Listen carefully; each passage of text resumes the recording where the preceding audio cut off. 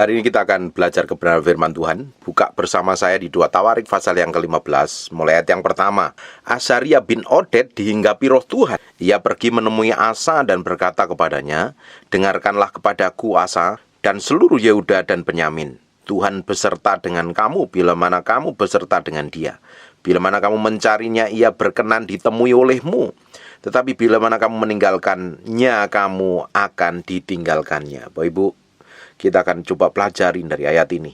Tuhan sebenarnya menyertai kita kemanapun kita pergi. Tuhan ingin memiliki hubungan pribadi dengan kita. Karena kita ada anak-anaknya Tuhan. Tuhan ingin menyertai kemanapun kita pergi. Tuhan ingin kita itu berhasil dengan apa yang kita perbuat, apa yang kita lakukan. Tapi pada kenyataannya banyak orang tidak sungguh-sungguh mencari Tuhan. Dia mencari kepentingannya sendiri. Dia tidak peduli Tuhan. Tapi ketika Raja Asa ini mencari Tuhan, Tuhan akan selalu bersedia untuk ditemui. Apapun kondisi kita hari ini, apapun masalah yang kita hadapin, ketika kita ini datang kepada Tuhan, sekalipun dosamu itu sudah parah menurut anggapanmu sendiri, kita datang kepada Tuhan, Tuhan itu sanggup memulihkan. Sebejat, sebobrok, serusak apapun kita, ketika kita ini berbalik kepada Tuhan dan mencari Tuhan, Tuhan dengan tangannya yang terbuka, dia akan menerima kita, dia mengampuni dosa kita, dia akan memulihkan segala kehidupan kita.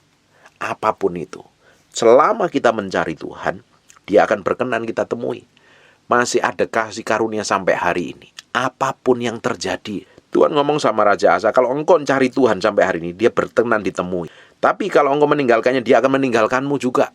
Seringkali Tuhan sebenarnya nggak mau meninggalkan kita, dia tetap menyertai kita. Seringkali kita yang seringkali malah mengambil keputusan untuk meninggalkan Tuhan.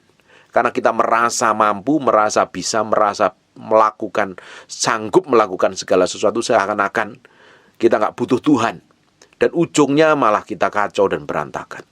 Kalau kita lihat semua kegagalan dan kehancuran kita, karena kita ini sebenarnya nggak peduli dengan Tuhan. Kita masa bodoh dengan Tuhan. Kita pikir dengan kekuatan kita itu berhasil.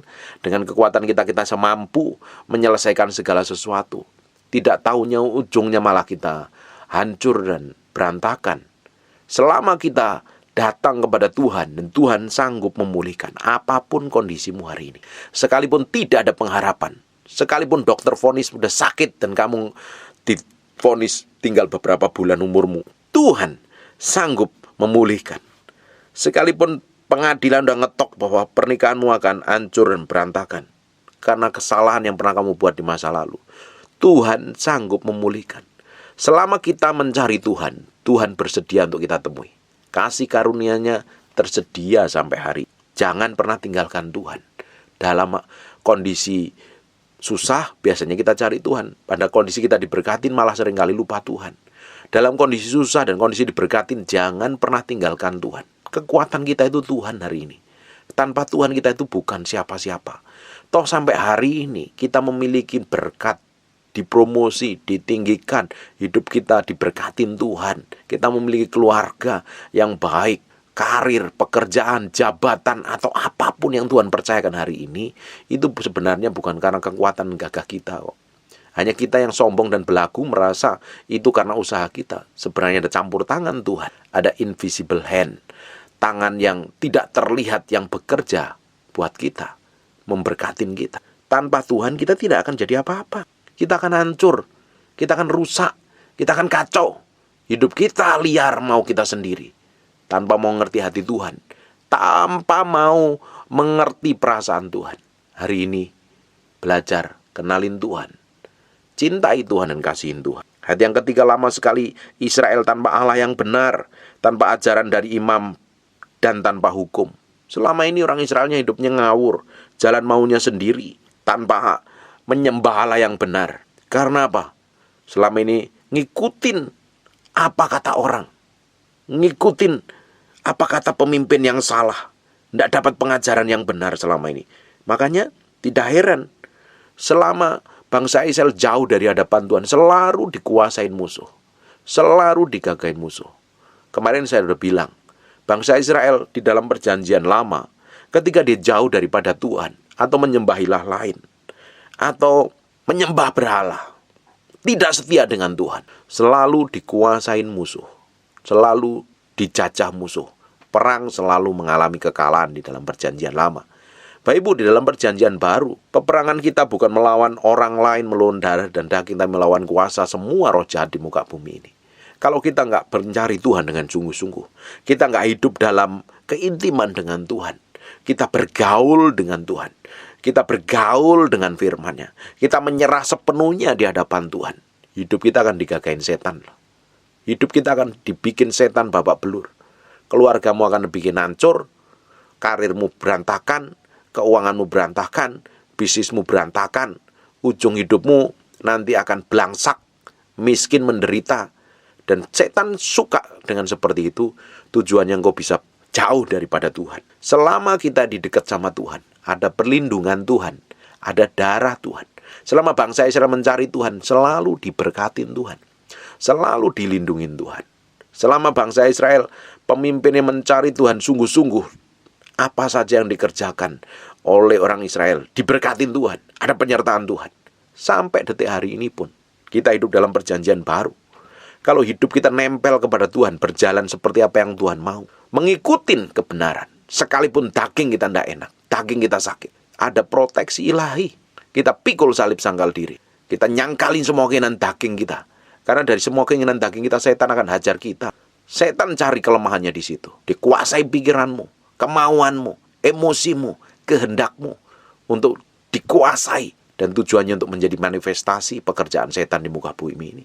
Tapi kalau kita ini dekat sama Tuhan, kita jalan sama Tuhan, kita belajar dalam kebenaran firman Tuhan, dipimpin oleh imam, dan ngerti hukum-hukum Tuhan, ngerti kebenaran firman Tuhan, hidup kita akan tertib dan teratur. Selama ini hidup kita itu kacau, ngawur, berantakan, rusak, mau kita sendiri, karena kita nggak tunduk kepada firman. Kita nggak tunduk kepada hukum-hukum Tuhan. Kita nggak perlu diajarin oleh pemimpin yang benar, dimuridkan oleh hamba Tuhan yang benar. Kita pikir kita bisa cari Tuhan sendiri. Ngawur ujungnya malahan. Sampai hari ini pun saya dimentorin oleh orang hamba Tuhan kok. Saya meski belajar dengan hamba Tuhan yang lebih senior, lebih dia memiliki perjalanan dengan Tuhan, lebih matang dengan Tuhan. Saya nggak bisa jalan sendiri. Orang itu kalau merasa rohani jalan sendiri, sudah merasa Kristen, saya nggak butuh gereja, saya nggak butuh Tuhan, saya bisa jalan sendiri. Ngawur hidupmu, liar hidupmu. Tuhan kirim rasul, nabi, gembala, penginjil, guru, tujuannya untuk melengkapi tubuh Kristus di Efesus pasal yang keempat. Tujuannya untuk memperlengkapi tubuh Kristus supaya memiliki pengenalan akan Tuhan itu yang penuh. Kita perlu belajar dari hamba-hamba Tuhan yang lebih sukses dan berhasil memiliki perjalanan dengan Tuhan yang mengalami kemenangan. Kita nggak bisa hidup kita sendiri, jalan mau sendiri. Kalau kita jalan sendiri, mau sendiri, kita merasa sudah nggak butuh orang lain, hancur hidupmu. Kamu jadi kawanan domba yang jalan sendiri akan diterkam serigala. Kita butuh komunitas yang benar, dimuridkan dengan hamba Tuhan yang benar, dengerin firman yang benar, supaya hidup kita berjalan seperti apa yang Tuhan mau. Kalau bangsa Israel ini jalan tanpa ajaran dari imam dan hidup tanpa melakukan hukum-hukum ketetapan Tuhan, habis hidupnya, kacau. Kita lihat. Tapi dalam kesesakan, ayat yang keempat, tapi dalam kesesakan mereka berbalik kepada Tuhan dan Allah orang Israel. Mereka mencarinya dan berkenan ditemui oleh mereka. Perhatikan baik-baik, karena nggak ada ajaran dari imam yang benar dan tanpa hukum. Apa yang terjadi zaman itu? Ayat yang kelima, pada zaman itu tidak dapat orang pergi pulang dengan selamat. Ada kekacauan, karena terdapat kekacauan yang besar di antara segenap penduduk daerah-daerah. Ada kengerian-kengerian terjadi.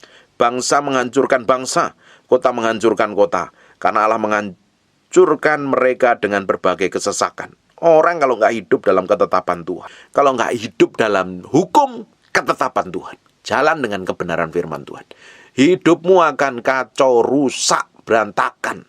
Ketemu problem, ketemu masalah. Banyak nyatanya sampai hari ini yang hidupnya merasa benar sendiri. Bagi para suami yang hidupmu merasa benar sendiri, merasa hebat sendiri, jalan maunya sendiri, kamu gak ngikutin hukum ketetapan Tuhan, istrimu akan sakit hati dan kepahitan. Anak-anakmu luka batin karena kamu merasa benar sendiri. Istri pun juga sama kalau gak menundukkan diri kepada firman, gak berjalan seperti apa yang Tuhan mau. Keluargamu kacau, rusak, dan berantakan. Bapak Ibu, kita tidak bisa kompromi dengan dosa. Kita harus menaklukkan diri kita dengan kebenaran firman Tuhan. Tidak bisa tidak. Kita harus menaklukkan diri kita dengan kebenaran firman Tuhan. Selama kita ini mencari Tuhan dengan sungguh-sungguh, Tuhan akan membawa kita, Tuhan akan pertemukan kita secara ilahi dengan orang-orang divine, dikoneksi secara ilahi dengan orang-orang yang membawa kita dekat dengan Tuhan. Selama hati kita ini mencari Tuhan dengan sungguh-sungguh, selama hati kita ini mencintai dan mengasihi Tuhan, Tuhan akan bawa kita untuk semakin dekat dengan Dia. Tapi kalau engkau jauh, gak peduli dengan Tuhan, hidupmu akan kacau, rusak, berantakan, ngawur, diinjak-injak setan. Apa dipikir setan itu diam saja? Ingat gak pencobaan Yesus? Setelah Yesus dicobain 3 kali dengan pencobaan itu, setan mengundurkan diri menunggu waktu yang tepat. Dia tahu kalau Yesus gak bisa dilawan. Dia tahu persis yang bisa dilawan, yang lemah, yang dikasihin Tuhan. Siapa kita ini? Anak-anak Tuhan.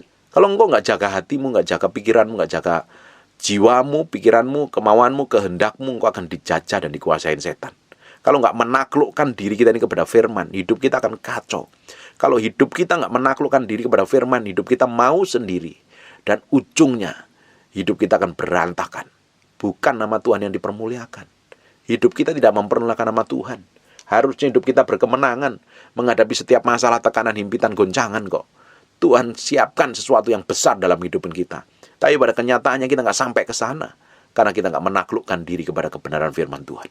Bapak Ibu, bangsa Israel ketika nggak tunduk kepada kebenaran firman Tuhan, bangsa itu jadi kacau. Terjadi kekacauan di mana-mana. Ayat yang ke-7, tetapi kamu ini kuatkanlah hatimu dengan jangan lemah semangatmu, karena ada upah bagi usahamu. Kalau orang menguatkan hatinya, tetap mencari Tuhan, mengasihi Tuhan, menghormatin Tuhan, segala sesuatu yang kita kerjakan untuk Tuhan, sekalipun kelihatannya nggak dilihat orang, kita lakukan nggak dipuji orang, kita tetap setia melakukan kebenaran itu. Tuhan hitung dan Tuhan ada upahnya. Dengerin baik-baik. Apapun yang kita kerjakan secara sembunyi-sembunyi, orang nggak perhatikan, orang nggak hormatin, nggak dapat pujian, Tuhan suatu hari akan melihat. Dan pekerjaan yang kita lakukan dengan setia itu akan di-broadcast di muka umum. Orang akan melihat, artinya kita ada peninggian. Segala sesuatu yang kita lakukan dengan setia, pekerjaan baik, kesetiaan, mencari Tuhan, ketekunan kita, suatu hari akan menghasilkan. Ada upahnya, tidak akan pernah sia-sia. Bapak Ibu, sampai hari ini hidup takut akan Tuhan, mencintai Tuhan sungguh-sungguh pun, suatu hari kita akan menerima upah kok. Waktu kita ini menjaga diri kita untuk hidup kudus dalam kebenaran, kita mau belajar mematikan semua keinginan daging dan hawa nafsu kita pun, suatu hari kita akan menerima upahnya. Tidak pernah ada yang sia-sia di hadapan Tuhan. Kita lakukan dengan kesetiaan itu, suatu hari kita akan menerima upahnya.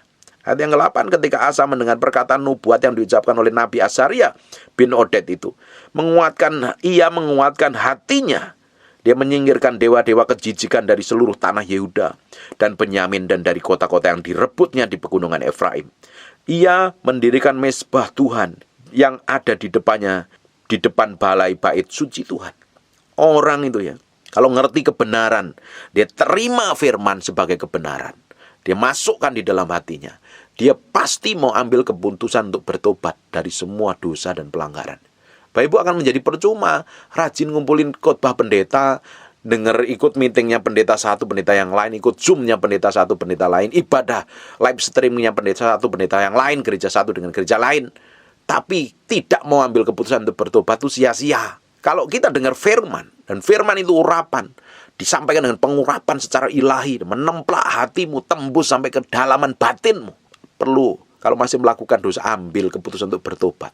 Orang kalau dengar firman, pasti ada templakan yang di dalam batinnya, bahwa segala sesuatu yang dilakukan yang tidak benar di hadapan Tuhan, dia harus ubah, dia harus ambil keputusan untuk hidup benar di hadapan Tuhan. Baru dia akan menyingkirkan semua berhala-berhala, dosa, semua sakit hati, kebencian, dendam akan disingkirkan.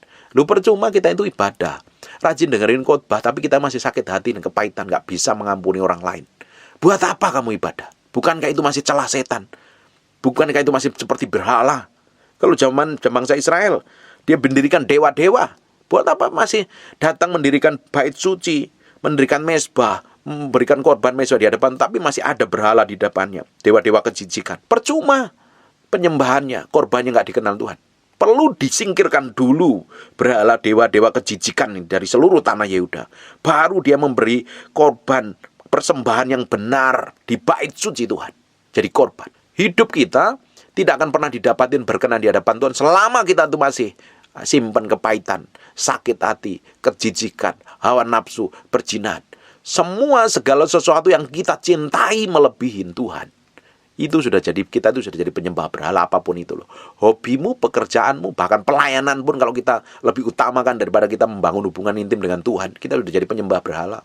Segala sesuatu, tindakan, perbuatan atau apapun juga yang kita lakukan melebihi kita mencintai Tuhan, kita udah jadi penyembah berhala. Nggak perlu ke gunung, nggak perlu ke kuil, nggak perlu ke bukit-bukit, ke pohon-pohon yang rindang. Cukup menomorduakan Tuhan, kita udah jadi penyembah berhala. Tidak mungkin penyembah berhala berkenan di hadapan Tuhan. Tidak mungkin penyembah berhala, korbannya, ucapan syukurnya berkenan di hadapan Tuhan. Perlu disingkirkan. Segala sesuatu kejahatan di dalam batin kita ini harus disingkirkan. Apapun itu. Terutama sakit hatimu, kebencianmu, kekecewaanmu, luka batinmu harus disingkirkan. Baru kita bisa memberikan korban yang berkenan di hadapan Tuhan. Baru kita bisa didapatin berkenan seperti apa yang Tuhan mau. Ayat yang ke-9, ia mengumpulkan seluruh Yehuda, Benyamin, dan orang-orang Efraim, Manasye dan Simeon tinggal di antara mereka sebagai orang-orang asing, sebab dari orang Israel yang banyak menyeberang memihak kepadanya ketika mereka melihat bahwa Tuhan Allah beserta dengan dia. Bapak Ibu, kalau kita ini disertain Tuhan, kalau kita ini sungguh apapun yang kita kerjakan itu disertain Tuhan, Tuhan pasti bikin berhasil. Yang membuat kita berhasil itu karena ada penyertaan Tuhan, bukan karena pinter dan gagah kita. Banyak orang di luaran sana, orang dunia itu lebih pinter, lebih hebat, lebih lihai. Tapi kita harusnya lebih diberkati, lebih dibikin berhasil. Karena apa? Ada penyertaan Tuhan. Yang membuat kita berhasil itu karena ada penyertaan Tuhan. Kalau kita disertain Tuhan, orang itu akan datang kepada kita. Orang itu mau belajar sama kita kalau kita di dalam diri kita itu ada Kristus, ada hikmat, pengertian, dan pewahyuan. Bapak Ibu cari seorang hamba Tuhan. Kenapa mau belajar pada seorang hamba Tuhan? Karena hamba Tuhan tersebut diurapin Tuhan. Ada penyertaan Tuhan, ada kuasa Tuhan, ada hikmat, pewahyuan, dan pengertian. Tapi kalau hamba Tuhan itu nggak ada hikmat, pengertian, kamu, Bapak Ibu juga nggak mau belajar. Bahkan dengar khotbahnya juga nggak mau. Sama. Hidup kita akan disertain Tuhan, diberkatin Tuhan, dan orang lain akan datang kepada kita untuk belajar. Hikmat, pewahyuan, pengertian, bukti bahwa Allah menyertai hidup kita. Mereka akan belajar. Harusnya semakin hari hidup kita mencerminkan kemuliaan Tuhan. Orang akan melihat bahwa Tuhan bekerja atas hidup kita. Tuhan manifestasi melalui kehidupan kita. Orang akan melihat bagaimana penyertaan Tuhan yang powerful itu, yang dahsyat itu, yang menguasai hidup kita. Dan orang akan melihat, bener loh, Tuhan yang dia sembah, bener loh hidupnya berbeda karena Tuhan menyertai. Harusnya orang lain bisa melihat Tuhan. Asa, banyak orang datang ketemu dengan dia. Suku-suku Efraim, Manasye, Simeon menyeberang dan memihak karena apa? Ada bukti penyertaan Tuhan. Saya percaya kalau ada orang disertain Tuhan, ada hamba, Bapak Ibu lihat ya, hamba Tuhan yang diurapin Tuhan aja, Bapak Ibu seneng kok datang. Sampai saya itu belajar banyak sama Benny Hinn, sama Morris Lulu, Red Bongke, karena mereka disertain Tuhan, manifestasi kuasanya nyata. Saya banyak belajar dari Josh Meyer dan Marilyn Hickey. Mereka adalah hamba-hamba Tuhan yang disertain Tuhan, manifestasinya ada. Saya belajar dengan pemimpin-pemimpin rohani yang ada di Indonesia ini. Karena ada kuasa, ada urapan, ada penyertaan Tuhan. Loh, kita kan mau belajar tentang Tuhan melalui orang-orang yang sudah mengalami kemenangan, pewahyuan dengan Tuhan. Kalau Bapak Ibu mengalami kemenangan atas hidupmu dan real penyertaan Tuhan nyata, orang akan datang belajar bagaimana kamu melayani Tuhan dan menyenangkan hati Tuhan. Harusnya perjalanan kehidupan kita ke arah sana. Maka ada promosi, ada peninggian, ada berkat-berkat ilahi yang Tuhan sediakan dalam kehidupan kita. Amin. Ayat 10, mereka berkumpul di Yerusalem pada bulan ketiga tahun ke-15 dari pemerintahan Asa. Pada hari itu mereka mempersembahkan kepada Tuhan 700 lembu sapi, 7.000 kambing domba dari jaran yang mereka bawa pulang. Bayangin, persembahannya itu diberikan yang terbaik. 700 lembu sapi dan 7.000 kambing domba, bayangin. Ini yang jumlahnya ini banyak sekali. Orang kalau mencintai Tuhan dan mengerti bagaimana melayani Tuhan, dia akan coba berikan yang terbaik dari semua yang dia miliki.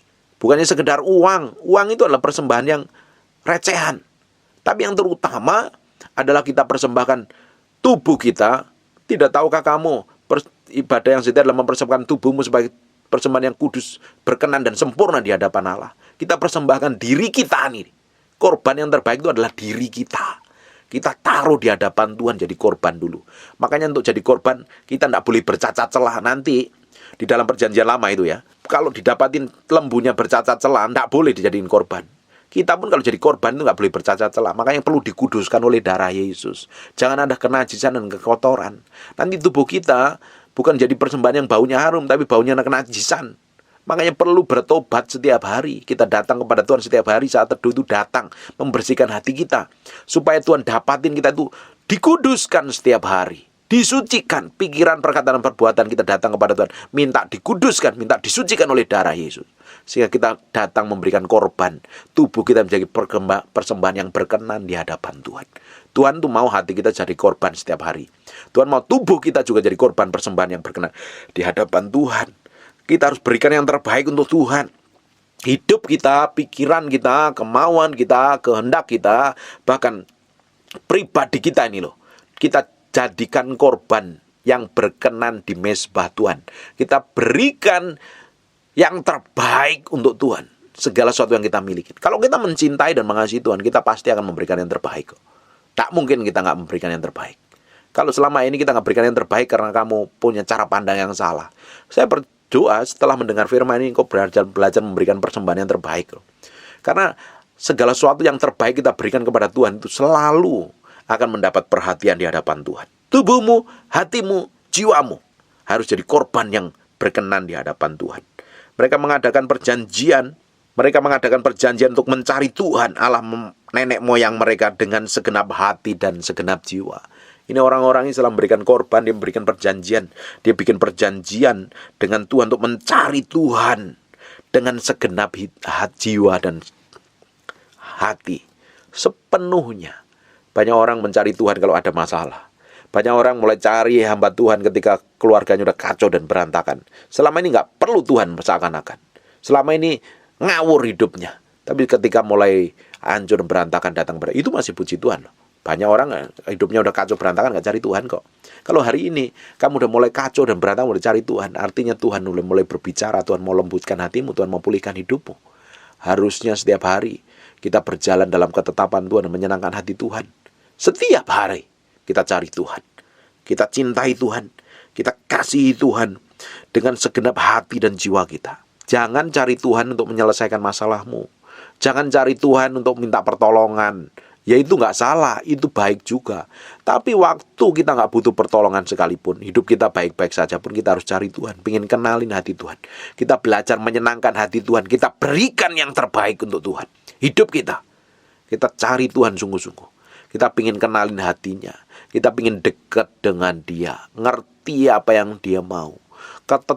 Semua ketetapannya, semua rencananya. Kita pengen nikmatin, kita jalan sama Tuhan setiap hari. Cari Tuhan dengan sungguh-sungguh setiap hari. Bukan untuk diberkati, bukan untuk diurapi, tapi pengen menyenangkan hatinya. Bukankah tujuan akhir hidup kita akhir-akhirnya kita belajar pengen menyenangkan hati Tuhan? Kita belajar ingin membuat yang terbaik untuk Tuhan, disenangkan, diagungkan, dan dipuji. Kita mau kejar apa? Bukankah orang yang punya karir yang hebat-hebat kalau tanpa Tuhan hidupnya hancur dan berantakan, keluarganya rusak dan kacau? Berapa banyak orang yang diberkatin Tuhan ketika dia jauh daripada Tuhan, hidupnya juga berantakan dan kacau? Selama hari ini kau dengar firman ini, belajar senengin Tuhan. Lakukan yang terbaik, kerja yang terbaik. Jadi bapak yang baik. Jadi ibu rumah tangga, tangga yang baik. Jadi suami yang baik, jadi istri yang baik. Seperti yang Tuhan mau. Lakukan yang terbaik untuk Tuhan. Untuk menyenangkan hati Tuhan. Toh kalau kamu punya pasangan yang hidupnya ngaco dan berantakan, yang ngawur, yang rusak berantakan, tetap bersikap baik. Tetap melakukan yang terbaik. Bukan untuk pasanganmu, untuk Tuhan. Karena kita belajar ingin menyenangkan hati Tuhan. Tapi kalau kita ini belajar menyenangkan pasangan kita, ketika pasangan kita menyebalkan, kita akan jadi marah dan kesel loh. Kita akan kecewa dan sakit hati loh. Tapi segala sesuatu yang kita kerjakan untuk Tuhan, sekalipun pasangan untuk menyebalkan, hidupnya gak bertobat, hidupnya selalu mengecewakan hidupmu, karena kamu berusaha melakukan yang terbaik untuk Tuhan, hidupmu akan damai sejahtera, hidupmu akan tenang. Kamu bisa diam dalam hadiratnya, menikmatin Tuhan, menikmatin masalah dalam hadiratnya. Enjoy, tanpa sakit hati, tanpa kecewa, tanpa tersinggung, tanpa beban hidupmu, kamu jalan sama Tuhan. Karena Tuhan yang akan menolong, menopang, dan membawa kelegaan dalam hidupmu. Amin. Cari Tuhan sungguh-sungguh. Jangan waktu punya masalah, setiap hari bergaul dengan Tuhan. Apalagi seorang hamba Tuhan. Bagi seorang pengkhotbah hamba Tuhan, minimal sehari itu 2-3 jam. Kenalin Tuhan, hati Tuhan. Orang kita 2-3 jam aja. Peperangannya menaklukkan pikiran kita ya 2 jam, peperangan terus. Bagaimana kalau kita berdoanya sejam? Peperanganmu, menaklukkan pikiranmu yang kemana-mana itu kan perlu waktu yang lama. Kenapa kok kita ini perlu waktu diam diri di hadapan Tuhan? Kita taklukkan pikiran kita pada pusat kehendak Tuhan. Kalau hamba Tuhan, terutama hamba Tuhan ya, pengkhotbah, penginjil, gembala sidang tuh, doamu minimal kalau perlu di atas 5 jam. Gaul dengan Tuhan. Karena kekuatan kita itu Tuhan, bukan kekuatan kita itu pengetahuan, bukan gelar, bukan pendidikan kita. Kamu melayani dengan pendidikanmu, nothing, gak ada kuasa di dalamnya. Kamu khotbah dengan pengetahuan, khotbahmu akan kosong, hampa, hanya ngisi kepala aja. Kita tuh butuh Tuhan, butuh kuasa Tuhan. Untuk setiap khotbah, setiap pelayanan, kita mendoain orang, kita butuh kuasa Roh Kudus. Dan hanya orang yang nempel kepada Tuhan, bergaul intim dengan Tuhan, menaklukkan dagingnya, menaklukkan dirinya pada pusat kehendak Tuhan, baru kita diurapin. Kalau hamba Tuhan gak mau berdoa, doamu hanya sejam sehari, nothing, gak ada kuasa dalam hidupmu. Gak ada otoritas kuasa secara ilahi. Kita mesti menaklukkan berjam-jam dalam hadirat Tuhan. Pikiran kita taklukkan di hadapan Tuhan. Bukan kita ini hamba Tuhan, hidup kita didedikasikan untuk Tuhan. Ya harusnya waktu kita lebih banyak didedikasikan untuk Tuhan, bukan untuk melakukan yang lain. Utama, seorang hamba Tuhan harus memiliki pergaulan dengan Tuhan. Kalau hamba Tuhannya memiliki pergaulan keintiman dengan Tuhan, pasti terimpartasi jemaatnya. Orang yang mendengarkannya, apa yang disampaikannya, terimpartasi untuk mencari Tuhan juga. Tapi kalau hamba Tuhannya udah males, ya nggak habis pikir saya, meski diomongin pakai apa. Kita cari Tuhan dengan segenap hati, tanpa kompromi. 13, setiap orang baik anak-anak atau orang dewasa, baik laki-laki atau perempuan yang tidak mencari Tuhan Allah Israel, harus dihukum mati. Ini lebih mengerikan lagi. Orang nggak hidup benar-benar. Zamannya Raja Asa ini harus dihukum mati. Ternyata dalam perjanjian baru orang yang mencari Tuhan, sungguh-sungguh, ternyata dia akan mati dalam kekekalan. Yang hukum mati ternyata bukan Tuhan, tapi dosa dan sikapnya setan yang akan membuat dia mati benar-benar masuk dalam kekekalan, penderitaan yang kekal. Kita harus menaklukkan diri kita sepenuhnya kepada Kristus. Sepenuhnya kepada Kristus. Kita matikan semua keinginan daging kita, hawa nafsu kita. Kita taklukkan sepenuhnya kepada Tuhan. Dalam perjanjian lama, dalam zamannya Raja Asa, anak-anak atau orang dewasa, laki-laki atau perempuan yang tidak mencari Tuhan dengan sungguh-sungguh harus dihukum mati. Ada hukuman fisiknya mati. Hari ini kamu nggak dihukum mati, nggak ada peraturan seperti itu. Tetapi kalau engkau nggak memiliki hubungan mencari Tuhan dengan sungguh-sungguh, kamu pelan-pelan mati, dikuasain setan. Manusia rohmu mati, dikuasain iblis, dijerat jatuh dalam kehancuran. Orang yang nggak memiliki hubungan pribadi dengan Tuhan itu nggak ada pekaan di dalamnya. Dia bisa melakukan dosa tanpa tertemplak loh. Karena nggak ada hubungan dengan Tuhan, udah terbiasa. Nggak ada hati nurani yang berbicara lagi. Nggak ada Roh Kudus yang berbicara, nggak ada hubungan dengan Tuhan. Mati rohaninya, jiwanya tumpul, nggak ada kepekaan dengan Tuhan. Ujung-ujungnya, kalau dia nggak bertobat balik kepada Tuhan, dimasuk dalam penderitaan kekal, penyiksaan kekal yang abadi. Kalau kita nggak nempel kepada Tuhan, mati rohanimu. Bukankah carang itu kalau nggak nempel pada pokoknya tidak akan pernah berbuah? Harusnya hidup kita nempel kepada Tuhan setiap hari. Kita cari Tuhan dengan sungguh-sungguh. Waktu kita cari Tuhan dengan sungguh-sungguh, kita nempel kepada hadiratnya. Kita kenalin pribadinya, hidup kita akan menghasilkan buah. Makanya kita nggak bisa menghasilkan buah diri kita sendiri. Orang pada dasarnya dalam diri kita itu nggak ada yang bagus kok. Coba dicek masing-masing yang keluar dari tubuh kita itu apa yang bagus. Keluar dari kulitmu keringat apa bagus itu. Keluar dari matamu apa ya. Keluar dari hidungmu, keluar dari mulutmu kalau pagi-pagi coba, baunya kayak apa. Keluar dari apa lagi? Semuanya nggak ada yang bagus. Hanya karena ada Tuhan yang di dalam diri kita ini memancar keharuman, karakter, kelakuan, sikap kita itu menjadi keharuman dan mencerminkan kehidupan yang berkenan di hadapan Tuhan. Amin. Kita harus cari Tuhan dengan sungguh-sungguh ini. Kalau tidak, hidup kita akan kacau dan berantakan. Yang keempat, mereka bersumpah setia kepada Tuhan dengan suara yang nyaring, dengan sorak-sorai dan tiupan nafiri dan sangkakala. Seluruh Yehuda bersukaria atas sumpah itu, karena dengan segenap hati mereka bersumpah setia dengan kehendak yang bulat mereka mencari Tuhan. Tuhan berkenan ditemui, dan mereka mengaruniakan keamanan kepada mereka di segala penjuru. Ini luar biasa sekali loh. Karena mencari Tuhan, memberikan korban yang terbaik dirinya sebagai korban persembahan yang berkenan di hadapan Tuhan. Ada keamanan, ada damai sejahtera, ada sukacita. Bahkan Tuhan lindungi, Tuhan proteksi keluargamu, Tuhan jagai hidupmu, Tuhan berikan keamanan atas hidupmu. Bahkan sakit penyakit tidak bisa menyentuh hidupmu. Bahkan ada perlindungan Tuhan secara ilahi. Hidupmu jadi berkat bagi banyak orang. Waktu kita mencari Tuhan sungguh-sungguh, kita mengasihi Tuhan sungguh-sungguh, kita tahu dan peka, mana ini orang yang dari Tuhan atau ini orang dari setan. Ini orang yang kompromi atau ini orang yang benar-benar sungguh mencari Tuhan. Kita memiliki kepekaan. Ketika kita ini hidup mencari Tuhan sungguh-sungguh, kita nggak mau kompromi dengan orang yang melakukan dosa. Perhatikan ayat yang ke-16. Bahkan Raja Asa memecat Maaka, neneknya, dari pangkat ibu suri. Karena neneknya itu membuat patung Asyera yang keji. Asa merobohkan patung itu yang keji dan menumbuknya sampai halus dan membakarnya di lembah Kidron. Sekalipun bukit-bukit pengorbanan tidak dijauhkan dari Israel, namun hati Asa tulus ikhlas sepanjang umurnya. Powerful nggak? Ia membawa persembahan-persembahan kudus ayahnya dan persembahan-persembahan kudus sendiri ke rumah Allah, yakni emas dan perak serta barang-barang lain. Tidak ada perang sampai pada tahun ke-35 pemerintahan Asa.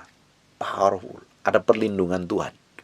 Ada proteksi Tuhan ketika Asa ini mencari Tuhan sungguh-sungguh di hadapan Tuhan. Bangsanya dibikin makmur, diberkatin Tuhan, diproteksi Tuhan.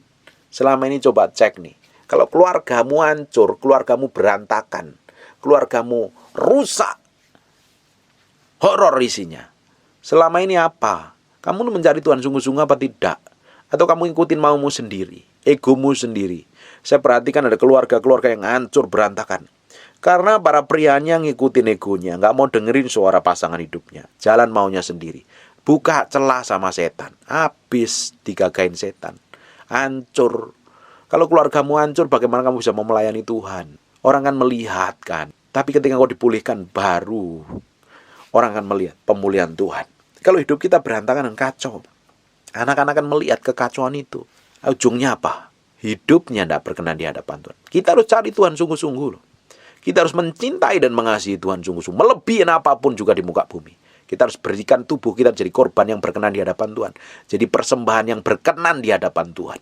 Persembahan yang terbaik adalah diri kita ini loh. Ditaruh di mezbah Tuhan.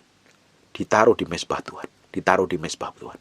Tuhan harus dapatin kita menjadi orang yang berkenan di hadapan Tuhan. Tubuh kita, jiwa kita, apa yang kita pikir, apa yang kita rasa, apa yang kita mau jadi korban yang berkenan di hadapan Tuhan. Kita masuk, ingin kenal Tuhan, kita cari Tuhan dengan segenap hati kita. Ya, Tuhan sanggup memulihkan segala sesuatu yang ajaib dan luar biasa. Kita belajar dari pelajaran Raja Asa ini, yang benar-benar melakukan pembaharuan dan ujungnya bangsanya diberkati. Kalau keluargamu ingin diberkati, anak-anakmu ingin diberkati, cari Tuhan dengan segenap hatimu. Jangan main-main, jangan kompromi dengan dosa. Segala sesuatu yang sifatnya dosa, ada orang-orang yang menjerat kamu dalam, singkirkan. Raja pecat ibu surinya yang nggak benar, dia bikin patung Asyera, pecat sebagai ibu suri. Nggak kompromi ini. Akhirnya bangsanya diberkati. Kalau kita masih kompromi dengan dosa, kamu mengizinkan setan menginjak-injak loh. Setan selalu legal caranya untuk menghancurkan kita di hadapan Tuhan. Ketika kita didapatin melakukan pelanggaran terhadap hukum Allah, kita udah dosa. Dan dosa itu setan punya hak sah untuk masuk dan menghajar kita loh. Dosa membuat perlindungan Tuhan itu bocor. Proteksi Tuhan itu bocor. Tudung Allah itu terbuka. Sehingga setan bisa masuk dan menguasai kita. Kita jagain hati kita, pikiran kita, kemauan kita. Itu jadi korban yang berkenan di hadapan Tuhan. Kita akan lakukan segala sesuatu yang terbaik untuk Tuhan.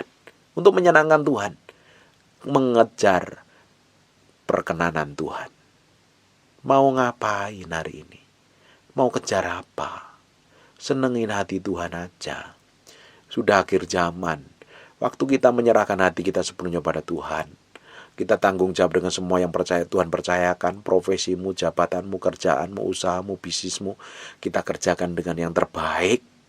kita mencari Tuhan dengan sungguh-sungguh, dari sana permulaan Tuhan akan melakukan breakthrough dan terobosan. Dan nama Tuhan akan dipermuliakan atas hidupmu dan keluargamu. Datang kepada Tuhan, cari Tuhan sungguh-sungguh. Balik kepada Tuhan. Tuhan sanggup memulihkan segala sesuatu yang ajaib dan dahsyat. Dan besok kita akan lanjutkan pelajaran tentang Raja Asa ini. Tutup matamu, tutup Alkitabmu, kita berdoa. Bapa, dalam nama Yesus, terima kasih buat firman-Mu, buat pewahyuan-Mu, bahwa kami terus masuk ke dalam dimensi kedalaman dengan Tuhan. Mencintai dan mengasihi Tuhan. Mencintai dan mengasihi Tuhan. Bahwa kami dalam pembaharuan pikiran kami sesuai dengan apa yang Tuhan mau. Kami berjalan dalam ketetapan-Mu. Mencintai dan mengasihi-Mu. Mencintai dan mengasihi-Mu sepanjang umur hidup kami. Ajarin kami untuk mengenal pribadi Roh-Mu yang ajaib dan dahsyat itu. Bahwa kami dalam keintiman yang dalam dengan Tuhan. Bahwa kami masuk dalam keintiman yang dalam. Hamba-Mu berdoa untuk semua orang yang ambil keputusan untuk bertobat balik kepada Tuhan. Tuhan, buka kasih karunia-Mu melimpah, curahkan melimpah. Buka berkat-Mu atas kehidupan mereka. Apapun yang mereka kerjakan, umat-Mu mendengarkan firman diberkatin Tuhan. Bisnis usahanya diberkatin Tuhan. Keluarganya dipulihkan. Hamba-Mu berdoa untuk orang-orang yang sakit. Hamba-Mu berdoa dalam nama Yesus. Taruh tangan kananmu di bagian yang sakit. Hamba-Mu berdoa. Be healed in Jesus' name. Be healed in Jesus' name. Sembuh. Jadilah tahir. Jadilah sembuh. Oleh bilur Yesus. Oleh darah Yesus disembuhkan. Ada orang-orang yang terikat. Hamba-Mu berdoa. Lepas dalam nama Yesus. Terikat perjinahan. Sakit hati, benci, dan dendam. Ada yang terikat dengan roh Cina. Lepas dalam nama Yesus. Ada pikiran yang ngaco. Beberapa orang ada yang pikiran yang ngawur, mengembara kemana-mana. Dalam nama Yesus, Tuhan jamah, Tuhan urapi. Dalam nama Yesus, ada orang yang mau bunuh diri. Dengar firman ini udah putus asa. Dengerin, ada pengharapan di dalam Kristus. Ada pengharapan dalam Kristus. Dalam nama Yesus, semua setan yang mengikat hidupnya, aku patahkan dalam nama Yesus. Lepas dalam nama Yesus. Ada roh kehidupan, pengharapan dan masa depan. Kamu berdoa untuk setiap orang yang mendengar firman ini, diberkatin Tuhan. Diberkati Tuhan. Diberkati Tuhan. Diberkati Tuhan. Terima kasih buat firman-Mu, buat pewahyuan.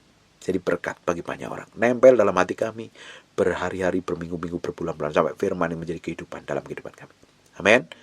Dalam nama Yesus. Haleluya. Amin. And God bless you.